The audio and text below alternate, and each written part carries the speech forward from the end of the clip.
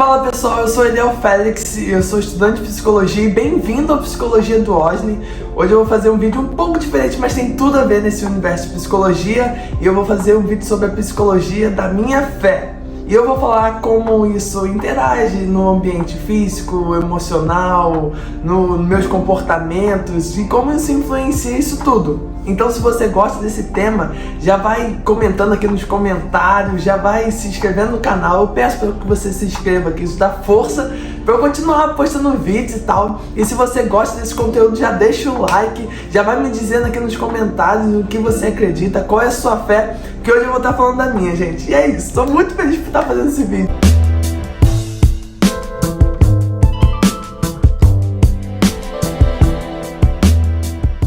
E, gente, falar sobre fé e falar sobre psicologia, para muitas pessoas não tem nada a ver. Tem gente que acredita que a psicologia é uma coisa anticristo. Tem todo aquele negócio. Mas eu queria falar sobre o que é saúde, de acordo com a OMS. Porque se a gente entender o que significa saúde, a gente vai entender o quanto a psicologia e esse lado mais da espiritualidade estão conectados. Ela diz assim: saúde é um estado dinâmico de completo bem-estar físico, mental, social e espiritual. Gente, tem tudo a ver a psicologia e a espiritualidade humana. E hoje eu tô aqui para falar um pouco com vocês acerca da minha fé. A gente entende que a fé vai mudar os nossos comportamentos. É a partir das nossas crenças que a gente vai interpretar certas situações. A gente vai ter na TCC as nossas crenças limitantes, as nossas crenças nucleares. A gente vai ter uma determinada série de crenças que vão moldar o nosso comportamento, a nossa personalidade, a nossa forma de ser. E a gente acredita também que a fé, a espiritualidade está ligada intrinsecamente com isso, porque ela vai nos ensinar como devemos agir, como a gente deve se portar, como a gente deve reagir. E eu acredito que isso tudo tem a ver nesse universo de psicologia. Então o vídeo vai ser justamente sobre isso. Antes eu preciso me apresentar, né? Para quem não conhece, eu sou Eliel Félix, eu sou evangélico. Minha religião é o cristianismo, a gente tem como base a reforma protestante. A gente não interpreta do mesmo jeito que a igreja católica, a gente tem uma outra interpretação a partir da reforma protestante e vai chegar ao ponto da gente hoje. Então eu creio em Jesus, creio que ele nasceu de uma virgem, eu creio que foi da vontade de Deus que isso tudo acontecesse, a crucificação, e eu também creio que Jesus é o caminho, a verdade e a vida, e está intrinsecamente relacionado à maneira como eu me vejo, como eu me comporto, como eu vejo as pessoas, como eu interpreto o mundo todo. Acredito que você deve estar se perguntando, mas como que eu creio, como a minha fé vai modificar o meu comportamento, vai modificar a forma que eu interajo socialmente? E eu tô aqui para te explicar. A nossa fé e as nossas crenças vão mudar a forma como a gente vai agir, como eu falei lá em cima. Então eu acredito que toda religião tem uma base, uma linha moral, tem os dogmas, tem as crenças, tem tudo que, tipo assim, uma pessoa adepta àquela religião tem que fazer, e não diferente, a minha também tem. Então, gente, hoje eu tô falando sobre a minha religião, como eu já falei aqui em cima, é o cristianismo, e eu tô falando da forma como eu interpreto isso tudo, não tô falando em voz dos cristãos pelo Brasil, de todo mundo que é evangélico, não, eu tô falando da minha visão sobre isso. Então vamos lá. Como a minha fé influencia no meu comportamento? Primeiro, um dos pilares da minha fé que vão modificar, moldar o meu comportamento é o senso de propósito. E como eu vou usar a Bíblia, que é a minha regra de fé e prática, ela tem um texto em Romanos 8:28 que vai dizer assim, ó: sabemos que todas as coisas cooperam para o bem daqueles que amam a Deus, daqueles que são chamados segundo o seu propósito. Tá? A gente então entende que todas as coisas cooperam para o bem daqueles que amam a Deus. Quando a gente está falando de todas as coisas, a gente está falando sobre o nosso desenvolvimento. A gente está falando sobre as nossas vivências na vida, e essas coisas, segundo a nossa fé, estão cooperando para que a gente venha se tornar pessoas mais maduras, pessoas mais responsáveis, pessoas crescidas, pessoas que estão dispostas a viver melhor, a viver uma vida bem. Então, essa forma de cooperar para o bem, ela está falando de um desenvolvimento e também de uma crença que é: cara, Deus está do meu lado, Deus está comigo, essas situações não podem me parar, essas situações não vão me parar. Então é dessa forma que vai influenciando o meu comportamento, a ponto que eu acredito que, tipo assim, olha, o meu comportamento, eu não preciso ficar tão ansioso, tão desesperado, tão surpreso também, eu não preciso ficar tão angustiado, porque eu entendo que essas coisas estão cooperando para o meu bem. Então esse é um dos pontos principais da minha fé cristã, que é o senso de propósito. E a psicologia também vai falar que quando a gente atribui um significado para algum acontecimento na nossa vida, a gente pode passar por sofrimento de uma maneira mais tranquila. Não estou falando que não vai haver sofrimento, não estou falando que Deus também, na minha fé, é contra sofrimento, não. Ele entende isso tudo. Mas a psicologia também fala que quando a gente atribui um significado, a gente consegue passar por isso de uma maneira mais tranquila, racionalizando várias coisas. Então é isso que a minha fé me convida a fazer. A entender, olha, você pode não estar entendendo as coisas, mas está cooperando para o seu amadurecimento, para o seu desenvolvimento. Então esse é um dos primeiros pilares em qual eu acredito, qual eu tenho a minha fé firmada. Na minha fé, a gente é desafiado o tempo todo a ficar um pouco menos ansioso. É como se Deus estivesse dando uma tapa na cara toda vez que a gente lê, né, a nossa Bíblia cristã, que a gente acredita, e falasse, olha, não precisa ficar tão ansioso assim, calma, respira. E é interessante que eu separei um versículo aqui também, que está lá na Bíblia Sagrada, que diz assim, Filipenses 4:6, se vocês quiserem ler aí depois. Não fiquem ansiosos com nada, mas em todas as orações, peçam a Deus o que vocês precisam e orem sempre com o coração agradecido. Então, gente, esse é um dos pilares da nossa fé que vai atribuir o nosso comportamento. É a gente falar com Deus o que está trazendo ansiedade.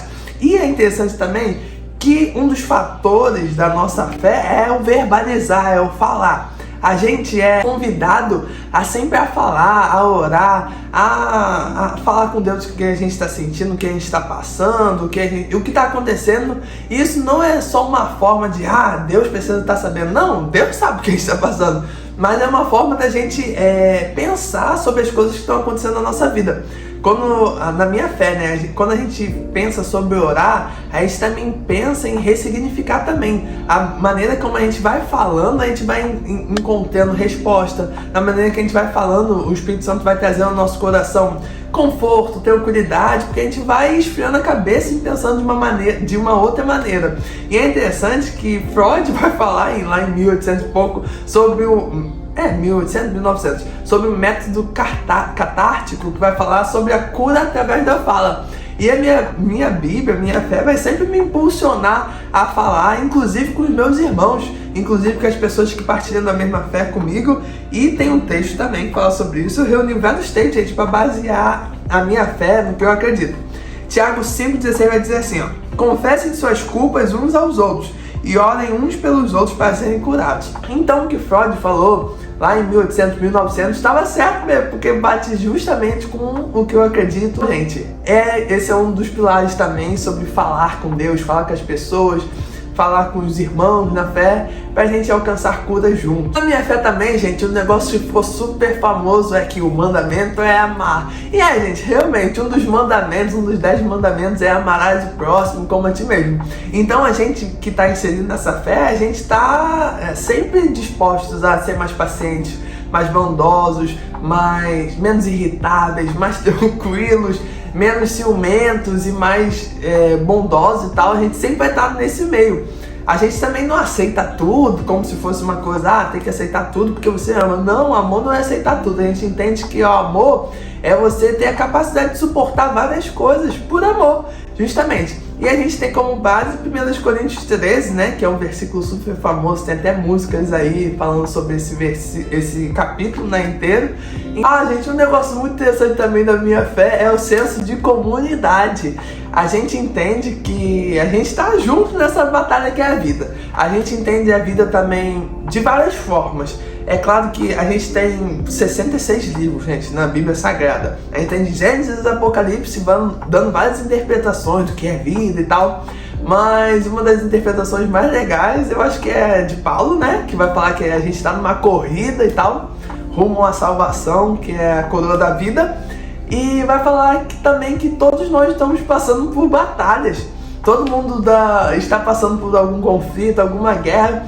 E esse senso de comunidade faz a gente ser mais paciente também com as pessoas.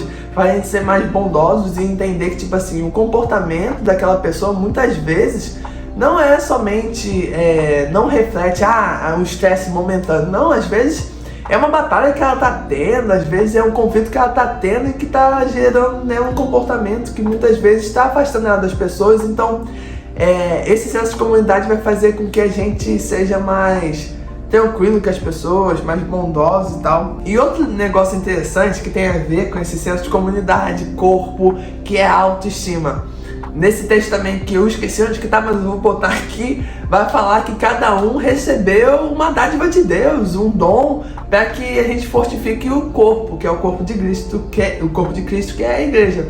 Então, isso vai deixar claro o nosso senso também de autoestima, que o tempo todo a gente vai ver na Bíblia falando, reforçando isso pra gente. Não que a gente seja uma pessoa que precisa o tempo todo, mas é para nos revigorar mesmo. A Bíblia vai falar que nós somos amados, nós somos aceitos, nós somos justificados, nós somos limpos, nós somos sarados, nós somos acolhidos, nós somos protegidos, nós somos várias coisas.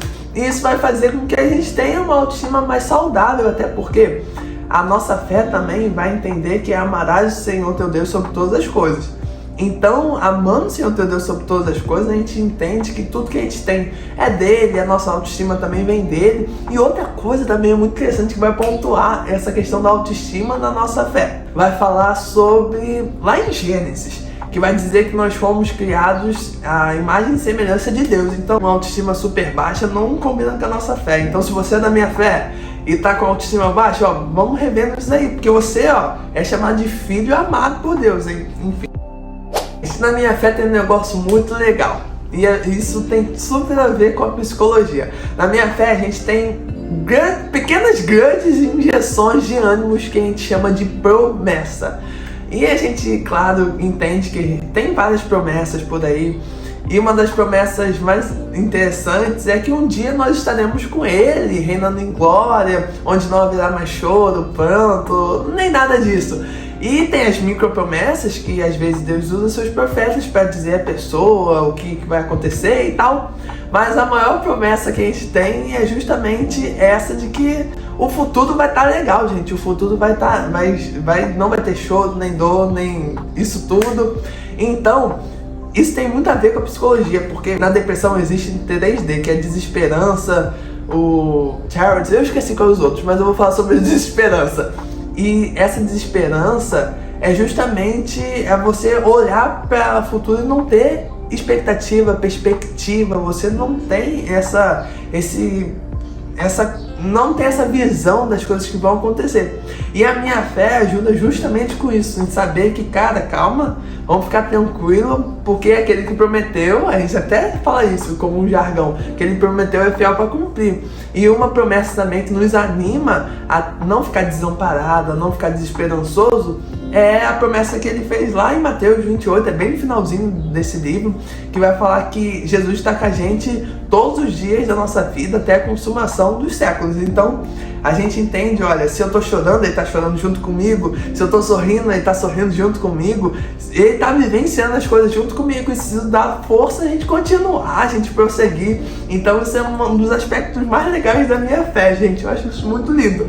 E outra coisa, outro aspecto, o último pilar que eu vou falar aqui nesse vídeo é sobre a gratidão. E a ciência mesmo já comprovou isso, que a pessoa grata, ela tem menos dificuldade de começar exercícios físicos, de fazer atividades físicas, ela tem menos dificuldade para lidar com as oscilações de humor. A pessoa grata, ela consegue lidar com os seus sentimentos de uma forma funcional. E a ciência já colocou, eu vou estar colocando aqui várias imagens falando sobre isso. E, gente, a minha fé me ensina o tempo todo a ser uma pessoa grata. Lá em 1 Tessalonicenses, capítulo 5, versículo 18, por aí, vai ensinar, olha, sejam gratos em todo o tempo, porque essa é a vontade de Deus revelada em Cristo Jesus. Vai dizer assim, é Paulo que falou isso.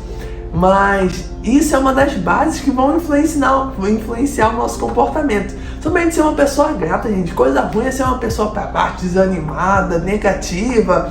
Não que eu estou dizendo que seja aquela gratidão tóxica, aquela gratiluz.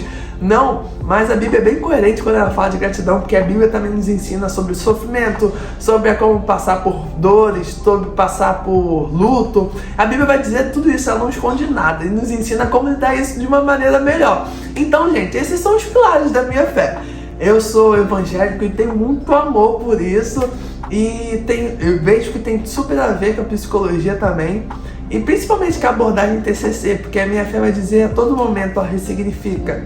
Vamos dar um novo significado. Até porque a gente entende na minha fé que a gente recebeu um novo significado. Que a gente estava no Império das Trevas e fomos trazidos para o Império da Luz. Então é um novo significado, é uma nova vida. E é isso, gente. Então, eu sou, gente, apaixonado por isso. Eu sou apaixonado por Jesus e acredito que isso me ajuda a viver uma vida melhor, a viver uma vida mais saudável emocionalmente. Então esses 4 pilares da saúde com a OMS é verdade, a espiritualidade nos ajuda a viver uma vida mais saudável. Agora você me diz aqui nos comentários o que você acha sobre esse tema, se você gostou desse conteúdo, e me diz também a sua religião, gente, se a sua religião também te ajuda a você viver uma vida melhor, se as suas crenças te ajudam a você lidar melhor com os desafios dessa vida, porque religião, gente, é uma das formas da gente se relacionarmos com nós mesmos e com as pessoas também. Então me conta aqui a maneira como você vê a vida, qual é a sua religião, porque eu vou ficar muito feliz em ler, em comentar e conversar contigo sobre isso. E é isso, gente, sou muito grato por vocês terem ficado até aqui no final ouvindo isso. Se você gosta desse conteúdo, não se esquece de se inscrever aqui no canal, de curtir esse vídeo, de compartilhar com os amigos. Eu quero saber a fé de vocês, eu quero saber se vocês gostaram desse conteúdo. E é isso, gente, eu gostei muito. Um beijo pra vocês e fiquem bem.